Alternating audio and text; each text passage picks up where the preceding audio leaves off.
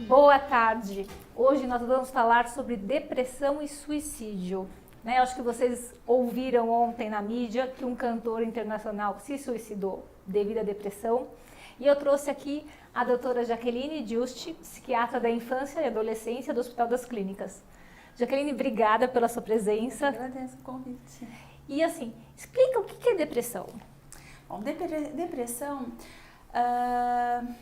é aquilo que a gente sente normalmente, por exemplo, tristeza, desânimo, preguiça, falta de energia, que isso é uma coisa que todo mundo sente, né? Um dia na semana, um período, sei lá, porque tá com uma gripe, pode dar isso, porque não tá muito disposto mesmo. Agora, a questão é quando é que isso vira o nome depressão e quando é que isso vira um problema que a gente precisa cuidar, né? E acho que é aí que tá a grande questão aí que a gente precisa saber. É quando isso dura você tem quase todos os dias e dura quase o dia todo, por semanas, né? Então, ou seja, a maior parte do seu tempo, pelo menos 50% dele, você passa triste, desanimado, sem energia, sem vontade de fazer o que antes você, às vezes, tinha prazer em fazer, né? A depressão não é só também tristeza, né? A depressão é essa falta de energia, parece que as coisas perdem a graça, não necessariamente você está triste. Às vezes você pode ficar irritado, né? Sem motivação para começar, às vezes, um projeto que você queria fazer e você, por um acaso, eu acho que eu mudei de ideia, né? Às vezes você não mudou, às vezes você mudou de ideia mesmo, né? Porque às vezes a gente muda de ideia. Às vezes pode ser um quadro depressivo isso vem aparecendo, nem sempre, né? Aparece do dia para a noite. Ele vai aumentando a tristeza, então é muito difícil você perceber quando é que isso virou um problema, né? Então, geralmente assim, quando isso atrapalha o seu dia a dia, quando você não consegue mais tocar a tua vida normal, né? Como era, às vezes você tem que fazer uma comparação de um ano ou dois antes, porque a coisa vai se instalando lentamente, né? Então, e muitas vezes a família não percebe, né? Principalmente do adolescente. Acha que é normal, que está na adolescência. A adolescência é mais difícil ainda, porque assim, adolescente muda muito, né? Quem trabalha com adolescente, quem tem um adolescente em casa, você sabe que hoje ele tá assim, no final do ano é outra história. Ele ama e odeia, tá né? gostando de outras coisas, muda de turma, muda de escolhas, né? Ele tem que experimentar para escolher, isso faz parte da adolescência. Então tem adolescente que às vezes passa um tempo no quarto e não quer socializar muito. Então é muito difícil a gente definir se isso tá deprimido ou não. Porque ficar no quarto escuro o dia inteiro pode ser depressão, né? Pode ser paixão. Então, é muito difícil, às vezes, a gente... mensurar, né? Mensurar quando isso é um problema, né? Mas eu acho que o adolescente, ele tem turma, o adolescente, ele tem amigos, o adolescente, ele tem alguns interesses, por mais que mude. Ele pode não estar interessado na família, às vezes eles se afastam mais da família e tal, e se isolam, mas você percebe que ele tem uma relação social ok, ele tem outros amigos e tal. Isso é um sinal de, entre aspas, normalidade. Agora, quando se afasta dos amigos também, às vezes uma irritabilidade muito grande. Em criança e adolescente, nem sempre você vê a pessoa chorando, né? Você imagina assim, depressão, o cara tá na cama, deitado, chorando. Não, às vezes ele tá brigando com todo mundo. A criança fica muito agressiva, né? Principalmente criança. As meninas, assim, isso é um padrão, não é regra, mas geralmente acontece assim. As meninas, às vezes, elas ficam mais quietas ou irritadinhas e tal. Os meninos ficam muito, às vezes, agressivos. E, assim, de uma agressividade de ter problema de agressão física com outro coleguinha na escola. Isso eu tô falando pode acontecer com crianças de 5, 6, 7, 8, 9 anos, né? Então, você não sabe por quê e, de repente, a criança começa a agredir o coleguinha, começa a bater. E isso pode ser uma depressão. Mas ele não tá triste, né? Os pais falam, mas não tá triste.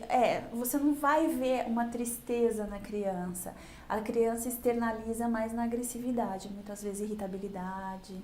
Na falta de apetite, né? O excesso Isso, ou também. excesso de apetite. Né? Porque eu atendo bastante crianças no consultório que assim, não quer comer nada na escola, não almoça, né? Não come lanchinho. Uma mudança no padrão. Porque tem criança, por exemplo, que nunca comeu muito bem. Tem criança que sempre comeu muito bem. Então, geralmente uma mudança no padrão do apetite, sono também, muito sono ou pouco sono. Tem criança que perde sono mesmo, que fica com insônia, isso pode acontecer também. E isso também no adulto, né? Quando você fala em depressão, pode acontecer isso também no adulto. É que o adulto, por uma questão mais de desenvolvimento cognitivo, ele consegue identificar o que ele está sentindo, ele sabe falar, estou triste, estou angustiado. Agora, a criança e o adolescente nem sempre tem isso, né? O adulto tem muito mais clareza sobre o que é que ele está sentindo e se aquilo quer dizer o quê, né? Agora, a criança e o adolescente, eles estão aprendendo ainda sobre isso, então é muito difícil para eles falarem a respeito.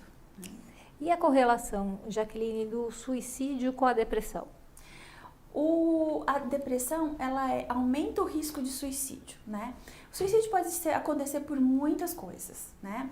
Pode ser por intoxicação por drogas, né? Então, às vezes a pessoa comete suicídio e não necessariamente um plano, enfim. Às vezes pela intoxicação ele acaba colocando em risco, a gente só ouve a história depois, a gente não sabe o que aconteceu durante, dá a impressão que se suicidou, né? Então, às vezes pode ser alucinação por drogas, sei lá, pode ser por uma questão psicótica. Mas a grande maioria das causas de tentativas de suicídio é a depressão, né? Então a pessoa começa a ficar triste, nada melhora, e aí eles acabam começando a pensar na morte como entre aspas, uma saída, né? Como nada funciona, nada resolve, então quem sabe eu morrendo acaba esse sofrimento, né? Então, isso é muito importante a gente esclarecer a população, seja de que idade for, que a depressão tem tratamento. Porque quando você sente aquilo e você não tem uma causa, porque não necessariamente tem uma... Tem pessoas que ficam deprimidas depois de uma causa. Morreu o cachorrinho, morreu, sei lá, algum ente querido, né, na família, ou um grande amigo viajou, uma separação, coisas assim, alguém que é muito importante para você, ficou doente, você pode deprimir por isso, aí tem uma causa, né? Mas na maioria das vezes você não consegue identificar a causa. Então a pessoa pensa assim, olha, eu tenho uma família ótima, eu tenho uma vida boa, às vezes pessoas casadas, adultos, eu tenho filhos ótimos, meu marido é ótimo, mas eu não consigo ficar feliz. Assim, eu não mereço essa família, né? Porque eu tenho tudo tão bom, e eu nunca tô satisfeito, né? Então, é comum você ouvir isso, ou seja, não tem uma causa, porque é uma doença, né? Por que você tem pneumonia? Ué, não sei, porque eu peguei uma bactéria, a gente não tem controle. Sobre doenças, a gente não tem controle. A gente pode fazer algumas coisas para tentar evitar, né? Por exemplo, não vai sair na chuva no inverno, porque você pode ficar gripado e pegar uma pneumonia. Isso são coisas que você pode evitar. E olha que coisa boa que você está falando, doutora Jaqueline, porque assim, o depressivo ele já se culpa demais. Isso. Né? E assim, a sociedade às vezes culpa, a família, alguém aponta, né? Você está assim deprimido porque você quer, e não é isso. Não, então é importante porque quer. Então, eu gosto muito de, às vezes, comparar com uma infecção, né? Agora que a gente está no inverno. A pneumonia, alguém quer ficar com pneumonia? Alguém quer ficar com febre? Então abaixa a sua febre. É a mesma coisa. Fica alegre, se anima. Não dá, não consegue. Não consegue, né? É importante falar isso, o quanto não consegue. Então a pessoa se sente daquele jeito, ouvindo, vamos sair para ver se você se anima. E quanto mais você, às vezes, chama essa pessoa, pior ela fica. Então a sensação é que, assim, eu não tenho saída, né? E por isso que é importante saber, tem saída, né? Tem tratamento para isso. E hoje em dia o tratamento está... Antigamente era mais difícil, tinha mais efeitos colaterais, as medicações e tal. Hoje em dia tem medicação boa, tem uma variedade de medicação. Se não deu certo com uma medicação, a gente tenta outra. E a pessoa sai dessa, né? Não só a medicação, mas também precisa de psicoterapia, etc. Como eu disse na pneumonia, a gente tem algumas coisas que a gente pode fazer para melhorar e para evitar. Os transtornos psiquiátricos também tem coisas que você pode fazer que melhore, que evita você chegar num quadro pior, mas assim como a pneumonia, você pode fazer tudo bonitinho, tudo certinho e ficar com pneumonia do mesmo jeito. Então você pode fazer um monte de esporte, ter um trabalho, ter a sua família, não bebe, come bem, faz tudo teoricamente perfeita, e você pode deprimir também, ou seja, você pode fazer algumas coisas para ajudar, não necessariamente aquilo é a regra que você não vai adoecer. A gente não tem como, nenhum tipo de doença você tem como se proteger 100% dela, né? Então, existe sempre o risco de você desenvolver, e isso às vezes é até genético, né? Então, para falar sobre a influência genética, né? Os pais depressivos têm mais chance das crianças nascerem? Tem mais chances, tendo quadros depressivos na família, tem maior chance de ter mais um, né? Às vezes é comum você ver, às vezes, a avó deprimida, a tia deprimida e o seu filho também tem uma depressão. Às vezes histórico de suicídio na família, é importante a gente ficar atento. Outra coisa que também uma vez você tendo um quadro depressivo, você vai ter, mesmo que não tenha ninguém na família, né? Mas você tem uma chance de ter o segundo quadro depressivo, né? Ao longo da sua vida. Então, tem uma questão genética também que contribui ao desenvolvimento desses quadros, né? Então, é uma coisa para a gente ficar atento, mas isso não quer dizer que porque sua mãe é deprimida, você vai ser deprimida. Aumenta o risco. Não necessariamente vai ser igual, né? Tua mãe é deprimida, você é deprimida. Sua tia é deprimida, você também vai ser. Não mas aumenta a probabilidade de desenvolver. E assim, vamos pensar, né? Porque assim, muito se pergunta da cura. A depressão tem cura? A depressão tem tratamento. Em alguns casos tem cura, em outros casos não tem cura, né? Então, geralmente a gente vai tratar a depressão, a gente pensa em avaliar se ela curou. Então, como é que é isso, né? Então, a pessoa aparece, depressão, primeira vez. Então, foi feito o diagnóstico, não tem exame, tá? O exame é o exame clínico, é a conversa. É o que o paciente traz, é o que ele te conta sobre como está a vida dele, o que ele sente, o que ele tá. É muito mais, é só clínico, não existe um exame, não tem nada pra gente medir pra dizer, olha, se esse índice estiver maior ou menor que isso, é que você está deprimido. Não existe isso, né? Tem algumas alterações laboratoriais, mas nada é conclusivo. Comprovado. Então, a gente, assim, para fazer diagnóstico, a gente não precisa de exame laboratorial nenhum. É só uma conversa mesmo, uma entrevista. Uma vez que constatada a depressão, a gente começa um tratamento, né? O tratamento geralmente inclui antidepressivos, né? Que é uma medicação que a gente usa, ao contrário de todo mundo morre de medo, não é uma medicação que vicia, não é uma medicação que você vai ficar dependente, vai ter que tomar pro resto da vida, porque a medicação vicia. Às vezes você vai precisar tomar pro resto da vida porque a sua depressão é mais crônica e você vai precisar tomar esse remédio para controlar. Mas inicialmente a gente faz um tratamento por uns 6 meses, com a medicação, fala, nossa, mas 6 meses, por que tudo isso? Às vezes em 1 mês você tá ótimo, às vezes demora mais, né? Isso depende de cada pessoa. Mas a gente precisa manter essa medicação por esse período para diminuir o risco de voltar à depressão. Então, assim, você pode, em 1 mês, é bem clássico, você explica isso para a pessoa que chega, o paciente, mas daí acho que é tanta informação também, é uma coisa tão nova, eles acabam esquecendo, sei lá, melhora e acha, tá se sentindo tão bem de novo, tem uma sensação que curou. Aí para a medicação, e a medicação demora para fazer efeito, ela vai pra gente sentir o efeito mesmo dela, vai mais ou menos uns 20, 30 dias. E só te cortando, doutora Jaqueline, é importante falar, não cortar a medicação por si próprio, né? Sim, porque aí você vai melhorando. Na hora que você tá bem 1 mês, você fala, que legal, eu tô super bem. Para a medicação, não preciso mais, volta, daí uns 15, 20 dias tá deprimido de novo. Então, por isso que a gente precisa manter essa medicação por uns 6 meses. Aí, a hora que dá esses 6 meses, a gente reavalia e aí a gente vai suspendendo a medicação, reduzindo aos poucos, tal, para ver como só suspendendo a medicação a gente vai saber se curou ou não, né? Além desses 6 meses de medicação, o que ajuda para curar e para não precisar mais de remédio é a psicoterapia, né? Então, fazer uma psicoterapia associado é indicado, até para não ter mais, tentar não ter mais recidivar a depressão. Então, mais ou menos isso. A psicoterapia às vezes é mais longa do que a medicação. Muitas vezes a gente dá alta para o paciente, mas fala, não, a terapia você vai precisar continuar e tudo mais.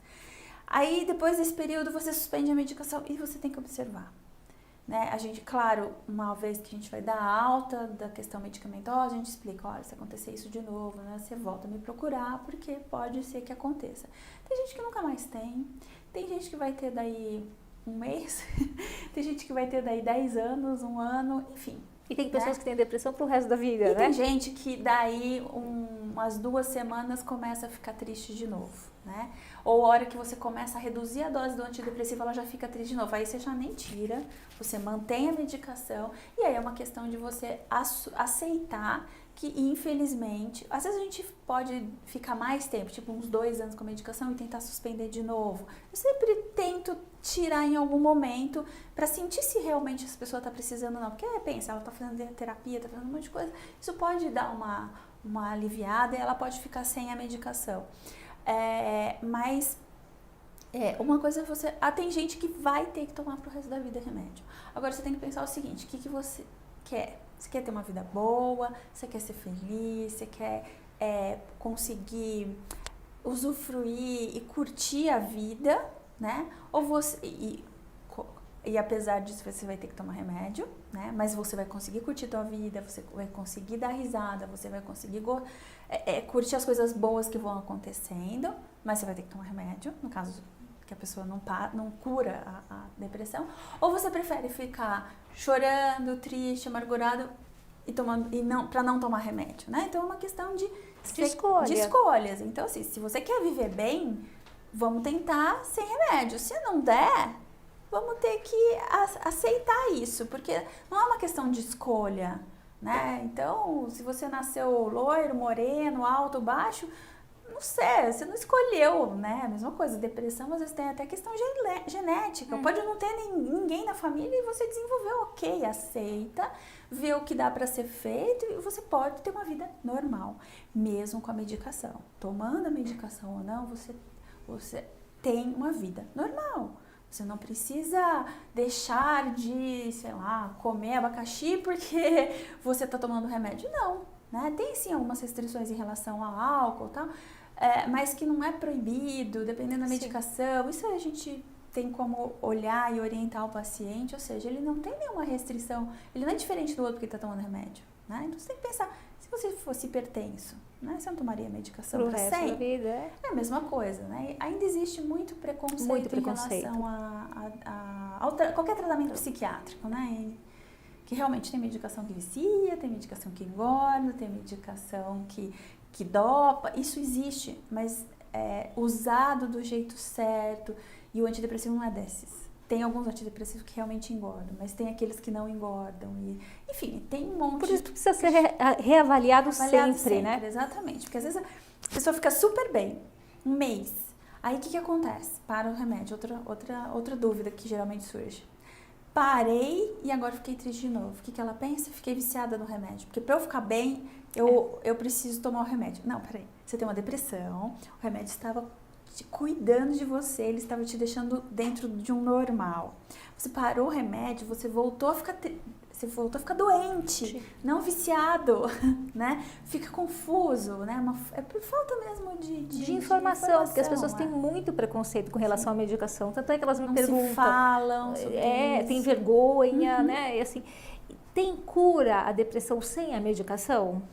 Olha, se for uma coisa bem leve, pode ter um bom resultado, uma boa psicoterapia, né? Uma boa melhora, né? Mas e assim, se você pega bem no início, pode, né? Mas geralmente quando chega no consultório psiquiátrico, é difícil você... Às vezes eu até oriento e não passo medicação, mas a grande maioria das vezes você tem que entrar com a medicação sim, e até para ter um resultado mais rápido, porque se você tudo tá tão ruim, não adianta você ficar falando, olha, dá para fazer isso, não dá.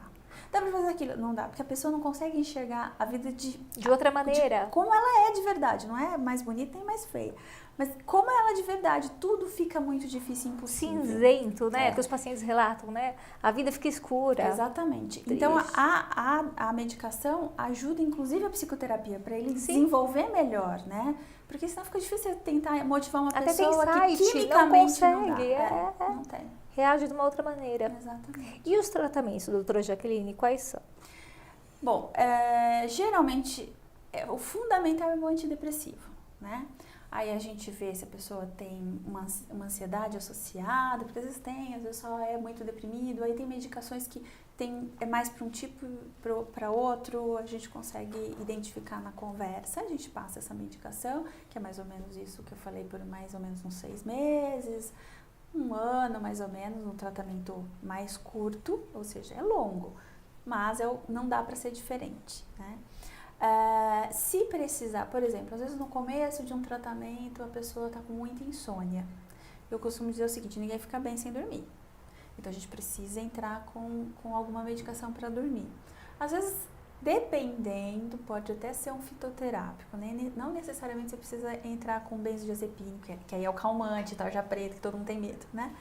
Mas quando precisa, a gente pode entrar por um período curto até o antidepressivo fazer efeito. Porque o antidepressivo, como eu disse, ele demora uns 20 dias para fazer efeito. Enquanto isso, a pessoa vai ficar ansiosa, sem dormir. Você tem que dar alguma coisa para ajudar, para aliviar um pouco esse sofrimento da pessoa, né? Costumo fazer um paralelo entre antibiótico e antitérmico, né?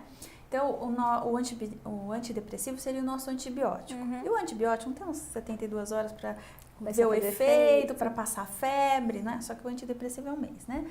Então, e aí a gente precisa de nosso antitérmico, né? O que seria o antitérmico para uma depressão? Seria medicações que ajudam a aliviar um pouco a ansiedade. Então, às vezes precisa de um benzodiazepínico, um calmante tem calmantes que são mais fracos, tal, usado por um período controlado, não fica viciado, não fica dopado, a gente consegue dar uma medicação que não dá muito efeito colateral, até o antidepressivo fazer efeito. Uma vez que o antidepressivo fez efeito, a gente faz igual ao antitérmico, né? A gente tira os calmantes e fica só com o antidepressivo. Geralmente, uma medicação é suficiente. Agora, varia muito de pessoa para pessoa, a dose, a droga, né? Então a gente tem vários antidepressivos que um antidepressivo pode ser ótimo para mim e péssimo para você. Eu posso precisar de um comprimido de X antidepressivo, você precisa de 4. E não tem a ver com o nosso tamanho, não tem a ver com a nossa idade. Às vezes tem crianças que precisam de dose maior do que um adulto. Então, isso às vezes é uma coisa cansativa para o paciente, né? Porque, poxa, você vai lá, você está acostumado com medicações que você fala, olha, você toma de 8 em 8 horas isso, por 7 dias está tudo bem. E o antidepressivo, você dá um comprimido, espera, aumenta a dose, teve efeito colateral, às vezes a gente tem que trocar. É um tratamento, assim, para o paciente... Custoso, né?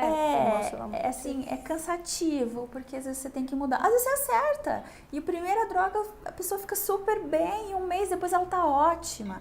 Mas a gente não pode contar com isso. Eu até costumo brincar com os pacientes, assim, que tem que ser um pouquinho teimoso, Sim. né? Mas tem consegue, né? Mas consegue ter uma vida normal. Então, assim, aquela ideia do suicídio como uma saída, não precisa dela. Tem outras saídas, né, doutora né? Jaqueline? Até porque a doutora Jaqueline cuida muito até dos adolescentes que se automutilam. Sim. Ou que de repente se automutile, ou que vá para o suicídio como uma busca de ajuda, como um alívio, né? Sim, uma forma de aliviar o sofrimento. Então, eu costumo dizer, olha, dá para aliviar sem morrer. Sim. Né? A gente pode fazer algumas coisas aqui para aliviar, porque é aquela história, a morte não tem volta, né? Então, é uma coisa muito drástica que eu não sei o que acontece. Eu costumo dizer, eu não sei o que acontece depois que morre, mas é uma... eu brinco só vai. Com os pacientes que só vai e não volta. Ninguém voltou para falar como que é. Então, nós não sabemos. Então, melhor fazer... A única certeza que eu tenho é que é irreversível. Melhor fazer outras escolhas. E aqui a gente tem muitas escolhas. A gente pode fazer muita coisa. Agora, é muito importante os pais, né, falando essa coisa dos adolescentes, estarem abertos a esse tipo de coisa. Não ter medo de procurar um profissional, pode ser um psicólogo, pode ser um psiquiatra, para perguntar, para ver, porque muitas vezes o adolescente não vai saber dizer eu estou deprimido. Ele não sabe porque não sabe o que é depressão. Então, mas aí ele pede ajuda de outra maneira, por isso que é importante, né, os pais estarem atentos. Exatamente. Então, assim, só fica no quarto. Eles não gostam mais da gente, tudo bem. Mas e os amigos? Os amigos não. Os amigos, eles saem todo final de semana. Então tá bom. Agora, não, até os amigos não tá indo mais. É melhor pecar pelo excesso de levar em algum lugar e saber o que é do que falar, é fase, vai passar. né? E o adolescente vai se sentindo, às vezes, Abandonado, Ele não sabe que isso é depressão, ele não sabe que isso tem tratamento. Esse abandono reforça muito mais, potencializa a depressão. Se a vida adulta é assim, melhor morrer. E não é assim a vida adulta, né? E ser adolescente é difícil, não é fácil, eu costumo dizer pra eles, os hormônios estão...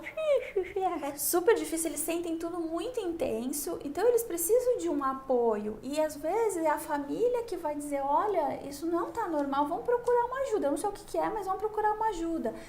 Porque senão eles têm a ideia de que é assim mesmo, aí eles acabam encontrando amigos, sei lá, conhecidos, pessoas na internet que sofrem do mesmo problema, e aí eles começam a ter o conceito de que a vida adulta e adolescente é assim, daqui pra frente minha vida vai ser assim.